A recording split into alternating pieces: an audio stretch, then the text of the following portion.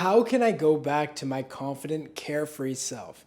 Chances are, once you've fallen into the anxiety cycle, once you're experiencing repeat panic attacks, intrusive thoughts, debilitating physical symptoms, depersonalization, derealization, it can strip everything away from you. It's not just dealing with the symptoms, but what's more sinister and underlying is the fact that it takes away your livelihood. You can't live like you used to.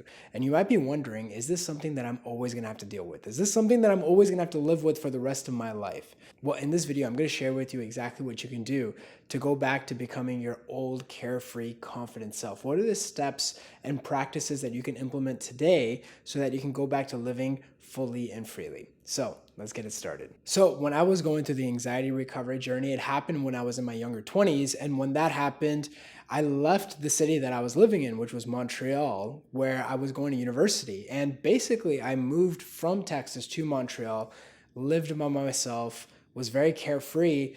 And once I got my first panic attack and I spiraled out of control, well, I ended up moving back home. And I went from this carefree person that was having fun in college, almost had a very bright future, to somebody who moved back home, who didn't have a job, and basically became agoraphobic. And what anxiety did for me wasn't that it just gave me all these physical symptoms, the panic attacks, where I kept going to doctors and they said everything was fine. That was in itself pretty bad. But what was even worse was that I felt like I couldn't go back to living. I felt like the Shaan that I used to be was almost unrecognizable. I remember I'd even go hang out with friends and they would even tell me, hey, Shaan, you've changed. You look a lot different. You're a lot quieter. Shaan, you've lost a lot of weight. What's going on?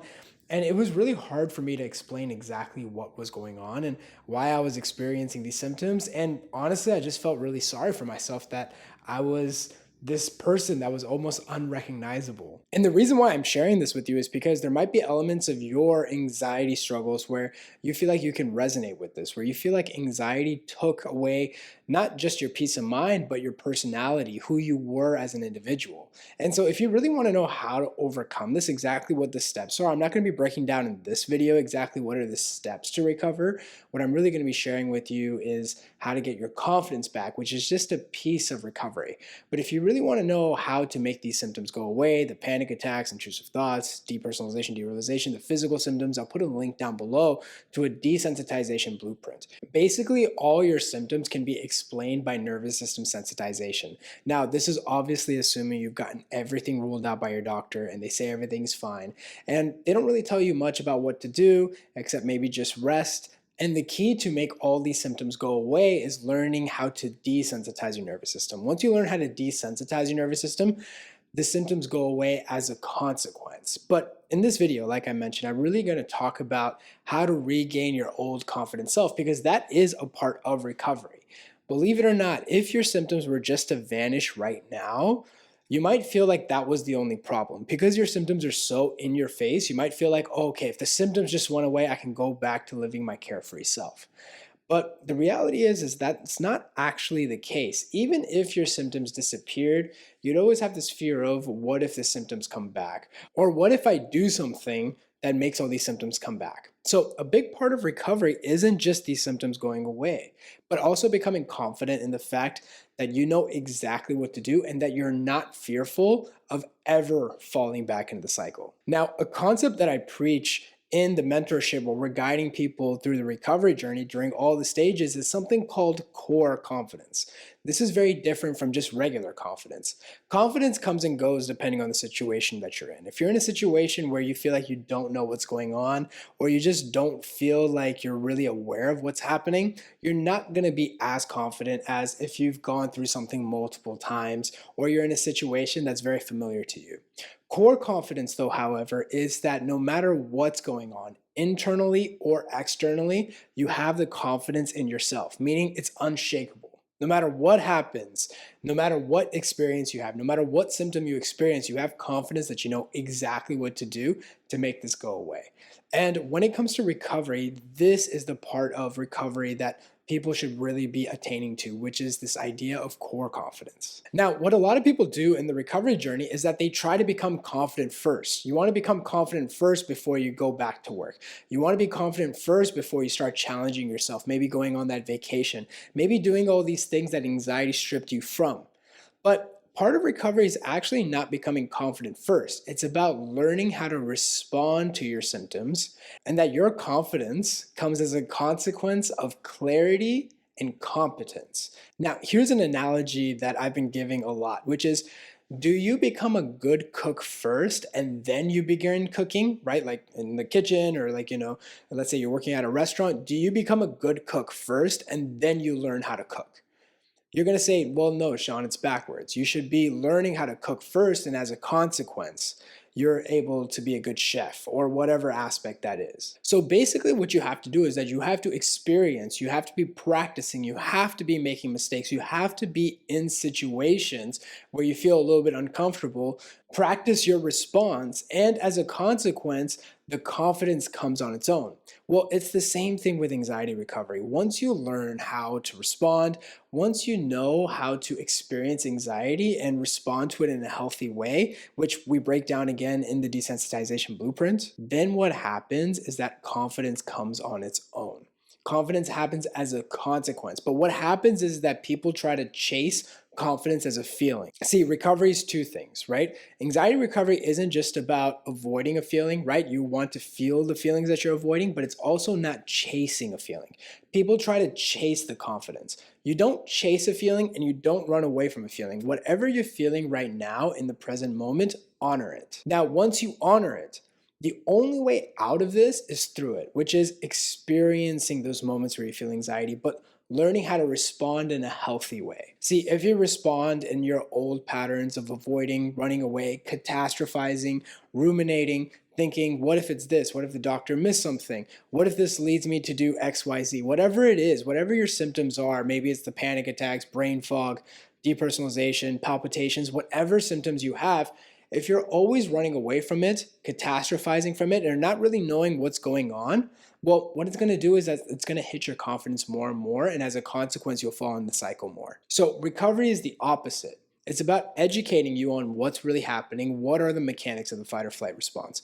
Why are you experiencing these symptoms? What is the solution to this? And then as you're learning the solution, well, now it's about living life. And when the symptoms pop up, learning how to respond. Once you do all these things, confidence comes on its own. Confidence follows clarity. Once you start recognizing, oh, okay, well, if I just let the symptoms be there, if I don't react to it, if I don't engage with it, if I don't focus on the 5 Fs, and if you don't know what the 5 Fs are, I've made some videos on it. You can also hit the desensitization blueprint that breaks it down. When I'm not doing the 5 Fs, well, now what happens is that the anxiety passes on its own and nothing bad happened. Now I know that I don't have to do anything about the anxiety. Once it pops up, I just respond correctly, let it pass, and I go back to living. Now what happens is that confidence follows competence. Now you feel that no matter what situation you're in, no matter how much anxiety you're feeling, well, you're confident in that you can do whatever you want in life. Whether the anxiety decides to show up or not, it doesn't matter. You've done this so many times. But what anxiety sufferers do is that anytime they experience anxiety, they run away. They can't live their life and experience anxiety. They're either experiencing anxiety and stop their life, or they live their life with no anxiety. It's not an either or game when it comes to recovery. It's an and situation. You can respond, live your life, make progress while letting the symptoms be there side by side. So for example, let's say you're going on a plane. It's not about what if I'm on a plane and I get a panic attack.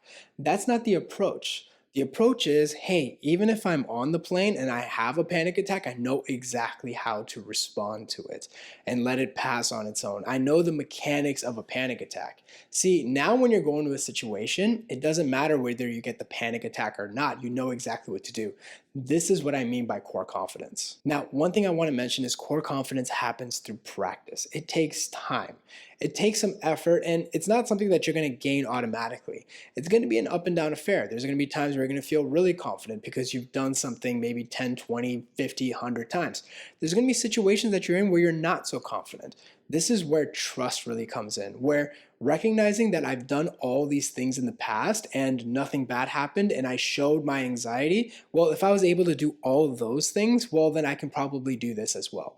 This is where, instead of using anxiety as a crutch, You use it as a staff of wisdom. You use it as, well, I was able to do it in the past, maybe I can do it now as well. Do you notice the difference here? Do you notice the mindset shift? It's not about, oh, well, I felt anxiety in the past, so I'm probably going to feel anxiety here. It's, I felt anxiety on the past. I knew how to respond. So even if the anxiety comes up, well, I know exactly what to do. Ironically, as you do this more and more, the anxiety lessens. It's just the nervous system. It's that weird paradox that once you start losing the fear in it, that's ironically when it starts going away. So I want you to understand that anxiety recovery happens in layers. It's not just if the symptom goes away, I'm fine. There's a lot of reasons why the symptoms have been persisting. A lot of it is habits. A lot of it is mindsets. A lot of it is that you don't have the confidence yet. And so part of recovery is rebuilding all these things. Now, the most important thing is that once you're able to recover and once you're able to get out of this, my personal belief is that you become even more confident. You become even more of a confident 2.0 version of yourself than even before you fell in the cycle. A lot of people are trying to go back to their beginning stages. They want to go back to how things were. I say that's baseline. Really what you should be focusing on is a 2.0 version of yourself. And the good news is with anxiety recovery, if you do it right, you become more confident, you have more trust, you have more skill sets, you have a better understanding of who you are, and you have such an amazing experience that shows you how resilient you are and how if you can overcome this, you can overcome anything in life. It really can turn into a blessing. That's honestly how I feel. That's how people in the mentorship who have recovered feel. It really is a great opportunity for you to be able to grow. And even though you grow, you might feel a little bit uncomfortable, but as a consequence, you get that competence, you get that clarity, you get that core confidence. I hope this video really helped you. A big part of recovery I always find is having a guide you through recovery journey, right? This is great, like general content is fine, but personalized feedback is even better. And for that, it's very important that you work with somebody that knows exactly where you're at in the journey, right? Because you could be at a certain stage of the journey, but watching videos, reading content, reading articles that is not even relevant to you. And what that can do is that can veer you off. So I always recommend find a guide, whether that's within your community, whether that's any specialist out there, really find somebody who specializes in anxiety and anxiety recovery, ideally someone who's gone through and overcome it themselves, and really focuses on this to guide you on the recovery journey. If you want that to be me and my team, you can hit the link down below and apply for mentorship. It's application only, which means you have to apply for it. We'll have a chat. The chat is free. Really breaking down, okay, is this the right fit for you or is it not? And if it is, we'll be more than happy to welcome you in the recovery journey. My team and I can guide you through each step of the way so that you can go back to living without dealing with any of this and use this experience as a pillar for core confidence. So I hope you enjoyed this video and I'll see you in the next one.